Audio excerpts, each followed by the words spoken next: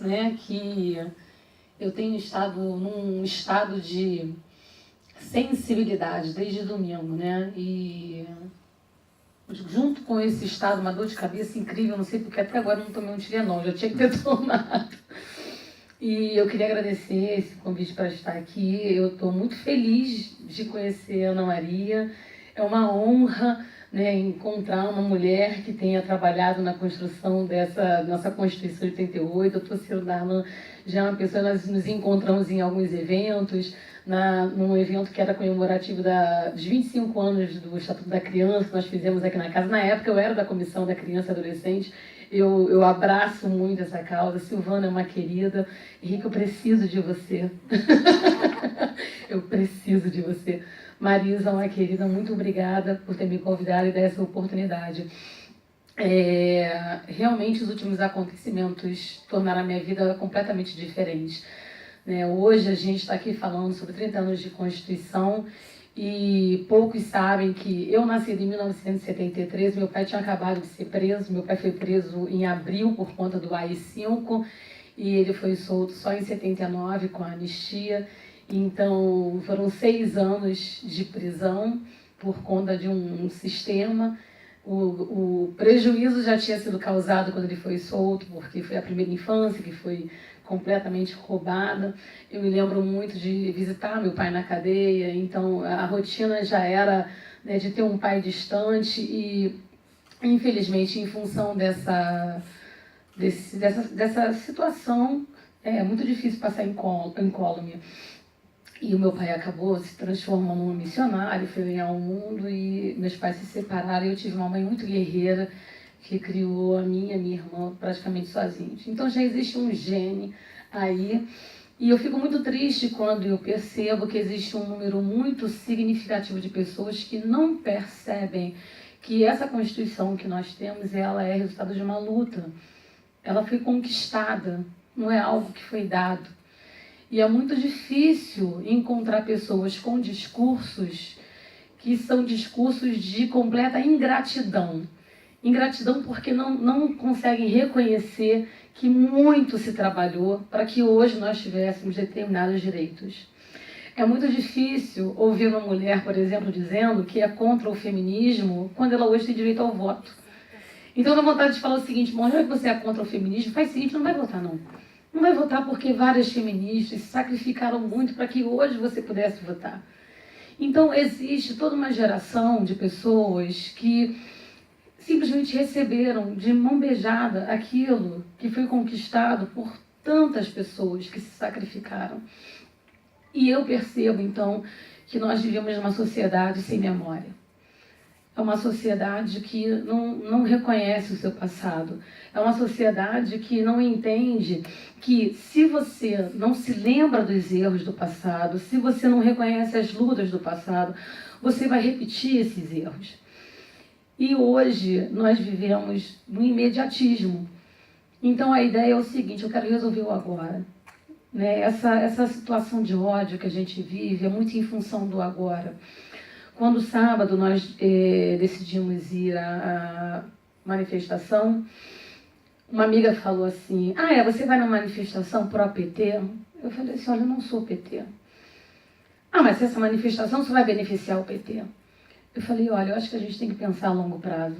Realmente, você ter a oportunidade de reunir pessoas para defender os valores que elas acreditam, eu acho que isso ela vai ter efeito além dessas eleições. É uma construção. Nós, enquanto sociedade, tivemos um momento de privação muito grande, que foi justamente o período de ditaduras. Nós somos um país relativamente jovem e voltar a ter a oportunidade de pensar, ter voz, é algo que vai ser muito paulatino. Eu entendo, humildemente, que o fato de não termos conseguido ainda dar efetividade aos direitos que estão pautados na Constituição é por conta da falta de educação do nosso povo. É uma ignorância que prevalece. É impressionante a quantidade de bobagens que são ditas por completa ignorância. É a ignorância a respeito do valor da criança, do valor da mulher, do valor do ser humano de um modo geral. E eu penso que ainda realmente há muito que ser feito, mas Nada será sem luta. A gente realmente precisa lutar. E no sábado, o meu filho, que já é adolescente, né, aliás, os meus filhos, eles são criados, né, sendo estimulados a pensar, a participar. E o doutor Ciro Darlan, é engraçado que o senhor estava falando aí da idade do adolescente, o mais novo tem 12. E eu, no momento, repreendendo ele, eu falei assim, você pode parar com isso que você é criança. Mãe, eu sou adolescente. Não, nada disso, adolescente, você é criança. Mãe, eu li a lei, eu sou adolescente. E eu gostaria que absolutamente todas as crianças e adolescentes vivessem num espaço onde elas têm a oportunidade de ler a lei, de se manifestarem. E o meu filho, Rafael, ele sempre foi, né, uma criança que exigia manifestar, exigia se colocar. E eu acho que no sábado, naquele momento, ele estava exercendo um direito constitucional dele. É o direito dele de exercer a cidadania, é o direito dele de se manifestar. E, de fato, eu concordo com a fala que nós não vivemos ainda numa democracia, acho que foi o Luciano que estava falando isso, a gente não vive uma democracia na medida que alguém, um cidadão, se manifesta e ele é repelido por isso. Se eu estou me manifestando livremente, como me garante a Constituição, e eu vou ser alvo de ataques, eu vou ser alvo, né, de discursos de ódio, porque eu me manifesto, de fato, nós ainda não vivemos numa democracia. Então, naquele momento, né, muitos perguntaram assim, mas por que ele escreveu a palavra viado na testa? Né? Eu mesma deixo claro para vocês que quando ele começou a escrever, que foi uma amiga, né, para quem ainda não leu o que foi dito sobre isso, pediu a uma amiga para escrever, eu falei, meu filho não escreve isso, meu filho, pelo amor de Deus, não faz um negócio desse. Eu sou mãe como qualquer outra mãe. Mãe não quer filho se metendo em encrenca, mãe não quer filho sendo alvo de qualquer tipo de ataque. Não faça isso. E aí ele veio, doutor Ciro, com todo o discurso. Mãe, nós estamos aqui para nos manifestar, eu tenho o direito de me manifestar. E ele tem todo um discurso realmente pautado na necessidade de se combater a invisibilidade. Porque muitas pessoas realmente defendem esse discurso. Eu não tenho nada contra o homossexual, eu não tenho nada contra a lésbica, mas a pessoa tem que ficar na dela. Ou seja, tudo bem você ser gay, mas você tem que ficar invisível. E é justamente contra essa invisibilidade que a gente precisa se manifestar. Eu verifiquei um comentário criticando, evidentemente, no Facebook, dizendo, eu não coloco na testa que eu sou heterossexual. Lógico, você não precisa. Porque a premissa é essa. Você olha um grupo de homens e mulheres, você pensa logo o quê? Todos são heterossexuais. O pressuposto é que você é heterossexual. E é justamente contra esse pressuposto que muitos homossexuais, lésbicas, trans, enfim, desejam lutar. Então, o meu filho, desde os 10 anos de idade, quando ele se coloca com gay, e eu falava que ele era criança, eu falei assim, não é nada, meu filho, você é criança com 10 anos, você é o quê? Vai viver a tua infância, vai se preocupar com isso agora? Mas o tempo passa e ele realmente se coloca dessa forma, e ele faz questão de dizer onde ele está, e eu querendo proteger, né? Chega na escola, olha, eu sou gay, tá, meu filho? Fala isso depois, que todo mundo souber que você é legal. Né? É a mãe, gente, protegendo, a mãe com medo que alguém faça uma maldade com ele. Mas ele faz questão de se colocar, por quê? Porque ele não admite ser invisível, ele não admite. E é claro que na idade dele é normal isso, né? Essa coisa do impetuoso. Quem foi cara pintada lembra disso? Eu, com 17 anos, estava lá, com metade amarelo, metade verde, cantando o hino nacional, chorando com a bandeira, fora Collor. Quem participou sabe isso, isso faz parte. Então ele está no momento de se manifestar, de se colocar, e até de uma maneira mais, né, agressiva, mais forte. E quando ele coloca a palavra viado, ele me explicou, tá, porque eu aprendo com ele. Ele fala, mãe, eu sou xingado de viado, de viadinho, de bicha. Então quando eu pego essa palavra, eu me aproprio dela, eu tiro essa palavra do ofensor. Então essa palavra é minha, ele não vai ter nada para usar. É uma lição, é ele me ensinando. Então muita gente fala, mas precisava ser essa palavra? Precisava, porque ele está tirando essa palavra do opressor. Eu tive recentemente um comentário eu acho que é Guilherme o nome dele, é marido da Camille Viola, que é fotógrafa, que tirou essa foto e acabou viralizando. E ele relata uma situação, quando ele estudava na PUC, ele sentou numa cafeteria e a moça foi dar o café para ele e falou assim, o café é para aquele moreninho ali. Né? E ele, no comentário, ele fala, eu sei diferenciar, né, a noite da tarde, né? Então não é moreninho, é preto. E aí ela falou, não, eu nunca te chamaria de preto. E aí ele fala, né, como é que, né, o movimento negro começa a pegar a palavra preto, que também era uma palavra ofensiva, e se apropria dela. Então ele faz esse comentário, tá no meu Facebook, eu compartilhei, porque eu falei, nossa, perfeita a colocação dele, porque é a questão semântica mesmo. Né? Então muita gente fala assim, podia ter colocado gay? Não, viado. E na hora que ele colocou, e eu realmente não queria que ele colocasse, porque eu queria protegê-lo, mas não tem como, né, você frear, né, esse jovem que quer se colocar. Eu também não estou aqui para criar um filho covarde que não queira se manifestar. Eu olhei muito para o rosto dele, eu pensei muito, eu falei assim, gente, esse garoto, alguém vai atacar ele, alguém vai meter a mão nele. E aí eu falei para a amiguinha dele, eu falei, tá bom, então coloca aqui, mãe de viado. Porque se alguém chegar perto, vai ver que a mãe está do lado. Então vamos lá.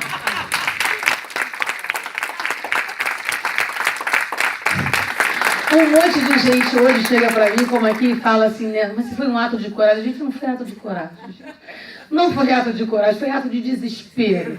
Foi o ato de uma mãe que estava ali olhando uma multidão e falando, se alguém encostar no meu filho, eu vou apanhar, porque eu não sei bater, mas eu vou me jogar na frente e vou gritar. Né? Então, de repente, vendo que a mãe está do lado, alguém se sente intimidado, né? Pelo menos a gente faz uma cara de má, e alguém não faz nada. Então, eu confesso para vocês que na hora, o que me veio em mente não foi coragem, não foi, eu vou, né, isso vai... Gente, foi medo que alguém fizesse algo com ele. E eu coloquei. E eu fiquei muito surpresa com a reação das pessoas naquele dia, porque as pessoas começaram a chamar a gente de, vocês são lindos. Eu falei assim, até então eu não estava achando nada disso. Eu tinha até esquecido que tinha um negócio escrito na minha testa. Né? A gente, por acaso, eu não acredito em coincidências, eu conheci um grupo de mães chamado Mães pela Diversidade, e a gente ficou com elas, que todas eram mães de gays, lésbicas, trans, ficamos com elas atrás da faixa, cantando lá e falando, e aí daqui a pouco chegavam os meninos, me abraçavam. Eu fui vendo aquele negócio, aquela reação, mas eu não estava nem entendendo. E aí daqui a pouco vem um menino e fala, deixa eu tirar uma foto. Aí eu falei, tá bom, minha mãe nunca faria isso por mim. Aí eu, não, dá um tempo para sua mãe, né? Daqui a pouco vinha outro me abraçar, obrigada, eu queria que a mãe fosse igual a você. Não, né, desde um tempo a sua mãe vai entender. E outro, e outro, e outro. E teve uma hora que eu não aguentei, eu me emocionei no meio da manifestação, eu comecei a chorar com aqueles meninos me agradecendo, me abraçando, e alguns falavam, né, dos problemas com a sua família. Enfim, no dia seguinte, gente, eu não tinha noção do que tinha acontecido. Eu não tenho Twitter, eu não tenho Instagram, mal dou conta do Facebook, né? E aí começaram as pessoas passando para a gente a informação de que a foto tinha, como é que fala? Viralizado, né? E eu também não tinha ideia do que isso significava. E a gente começou a ficar preocupado quando alguns alunos do meu marido e alguns conhecidos nossos começaram a dizer, olha, sua foto tá no Facebook, está no Twitter, e as pessoas estão falando coisas horríveis, e aí a gente começou a se preocupar. E em função das coisas horríveis e várias pessoas procurando a gente, foi que meu marido fez uma postagem no Facebook, colocando, né, outras fotos da família, falando, né, do quanto a gente se orgulha do Rafael, enfim. E a gente também ficou assustadíssimo quando a gente viu que a postagem dele já estava, 9 mil compartilhamentos, e nessa altura do campeonato já tem mais de 100 mil curtidas. Para a gente isso tudo muito estranho. Né? Mas o que me deixou assim... menos dolorida por conta dos ataques, porque é complicado você entender por que as pessoas estão te atacando se você não está fazendo mal a ninguém. Mas o que me fortaleceu foi realmente ver que a gente estava fazendo um bem enorme. Não tinha intenção nenhuma, foi um ato completamente espontâneo, mas a gente recebeu muitas mensagens de pessoas dizendo obrigado. A minha família não me aceita, e quando você fez aquele ato eu me senti acolhido, eu me senti seu filho. Recebemos de outras mães dizendo, olha, obrigado, eu recebo bem, mas meu marido não. Mas recebemos de pessoas dizendo, olha, minha mãe é igual a você, obrigada. Né? Então foram muitas mensagens, né, para mim e para o meu marido. Alguns dizendo, me adota, meu marido me adota, não quero ser seu filho. Me adota, eu quero ser seu filho, né? Recebemos também, né, o senhor deixa eu namorar seu filho, meu filho, que é isso, rapaz? Desculpa, né? E, assim, nós fomos acolhidos por muitas pessoas, pessoas que nós não conhecemos, muitas postagens de apoio. E agora eu estava olhando o Facebook, eu fiquei muito emocionada, porque, além de ter algumas notas de repúdio, né, manifestações no sentido de entender como completamente sem propósito os ataques, mas alguns alunos meus começaram a escrever na testa, né, aluno da mãe do viado, e tiraram foto e começaram a colocar no Facebook. Amigos colocando amiga da mãe do viado, colocando lá da foto e botou no Facebook. Então, tem até um casal de senhores que fizeram um cartaz, vó e vô de sapatão. Tiraram uma foto e botaram no Facebook. Então, eu acho realmente que é preciso mostrar a cara. E eu sei que não é todo mundo que tem essa condição. Eu recebi o depoimento de um rapaz falando, né, que a família dele não aceita, no trabalho dele, o tipo de trabalho que ele exerce é um ambiente onde existe muito preconceito. Ele disse que já viu pessoas mais afeminadas não sendo aprovadas em processo seletivo, gente sendo demitida porque se assumiu gay. Então, tem pessoas que realmente não têm condição nenhuma de mostrar, né, de se colocar, e isso é muito triste. A minha fala para essas pessoas foi: fique calmo, viva a sua vida, vai chegar um momento certo para isso. E realmente o que torna essa situação toda muito especial é que realmente não foi nada articulado. Foi algo completamente espontâneo, e eu acho que é assim que as coisas realmente acontecem. São movimentos naturais, movimentos espontâneos, que acabam realmente gerando grandes, né, oportunidades. Eu fico muito feliz de saber que aquele ato completamente despretensioso acabou criando um momento de reflexão para muita gente. De alguma forma, está ajudando várias mães e pais, né, muitos que falaram conosco. Lamento muito que existam tantos ataques, mas o que eu quero deixar consignado hoje, que eu acho muito importante, é que dói ser atacado. Eu acho que muita gente que até, né, não fala, não expõe porque tem medo do ataque, dizer que realmente dói. É doloroso, sim, né? É horrível você ser chamado de lixo de mãe, como eu fui chamado, né? De chamar de idiota e falar que eu estou associada a Satanás, etc. Né? É muito... Não, teve um que colocou assim: eu não sei se ele é viado ou não, mas esses olhos negros da foto, isso aí parece que eles estão possuídos. Eu falei assim: gente, eu não tenho, né, não tenho nem como, né, assim, então... mas assim, é o efeito da foto, né, por causa da luminosidade, então, enfim. Então, assim, são coisas que são ditas. Eu só quero acreditar o seguinte, que dói, mas passa, a gente se acostuma, né? A gente não tem que ter vergonha de quem a gente é, a gente não tem que ter vergonha dos nossos filhos. Eu sei que é difícil para muitas famílias entenderem, porque de fato a gente não tem uma resposta porque alguém é gay, porque alguém é trans. Simplesmente a pessoa é, e se ela é uma questão natural, é uma questão que precisa ser simplesmente aceita. Eu acho que aqueles pais que têm dificuldade, eles precisam ser generosos consigo também, entender: eu tenho limitação, eu não estou entendendo, eu não consigo. Ok, aceite isso, mas antes de mais nada, filho é para ser amado, filho é para ser acolhido. E eu lamento a quantidade de jovens que ficam afastados das suas famílias porque não tem esse acolhimento dentro de casa. Então, eu penso que realmente há muito que ser feito.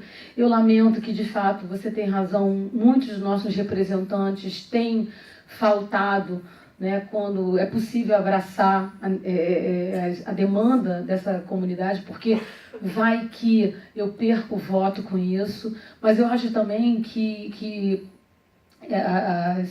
os gays, as lésbicas, enfim, eles também precisam ter mais união. Eu sinto que falta um pouco disso, né? Você vê que tudo isso que aconteceu, eu não recebi, não vi pelo menos nenhuma nota do movimento LGBT, e eu não vi, né, nenhuma manifestação do movimento no sentido minimamente de repudiar os ataques que estão sendo feitos. Então, às vezes, né, eu acho assim, que falta a gente dialogar mais, para a gente construir mais juntos.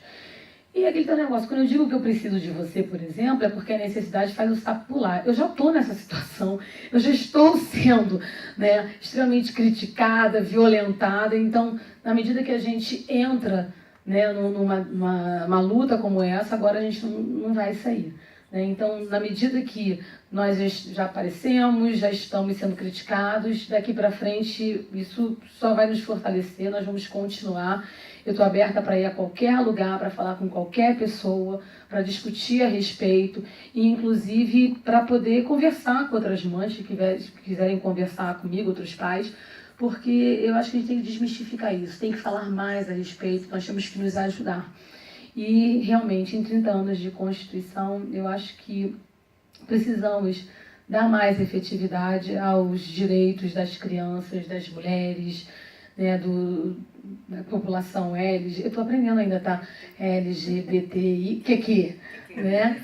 Então, precisamos de mais união, precisamos de mais solidariedade, precisamos de mais amor, né? Eu acho que entender amor como uma manifestação de aceitação, de respeito, inclusive admitindo que a gente às vezes não compreende algumas coisas, né? É natural. Se a pessoa falar assim, olha, eu não entendo, né, a homossexualidade, eu não entendo o que é isso, a pessoa ser trans, tá tudo bem não entender, a gente não entende um monte de coisa, é natural não entender, mas amar o próximo, respeitar o próximo, né, e isso daí é fundamental. Então a minha fala hoje realmente é uma fala para compartilhar com vocês, agradecer a acolhida dos meus amigos da OAB, agradecer a acolhida do Dr. Darlan, me deu os parabéns. Olha, cada aperto de mão que eu recebo, gente, para mim é fundamental, porque é difícil sim, tá? É duro sim. Olha, você foi corajosa. Eu falei, não, gente, aconteceu isso, né? Mas agora eu tenho que ser. Eu tenho que ser para não recuar. Eu tenho que ser para continuar dizendo que não pode ser assim. O que eu estou sofrendo hoje de ataques é o que meu filho e tantos outros sofrem. Então, eu me coloquei na pele. Ninguém imagina o que é dizer para você, olha, você pode existir, mas fica quietinho. Você não tem voz, você não fala. O que é isso? Então, assim, eu acho que a gente tem que refletir muito a esse respeito. A gente precisa muito evoluir enquanto ser humano. Independente do que vai acontecer nas próximas eleições, a jornada é longa. Pode ser PT, pode ser Bolsonaro, pode ser Ciro, pode ser que seja quem for. A gente precisa entender que existe uma conquista a ser feita aí pela humanização das relações. Eu acho que essa é a maior questão. Obrigada a vocês.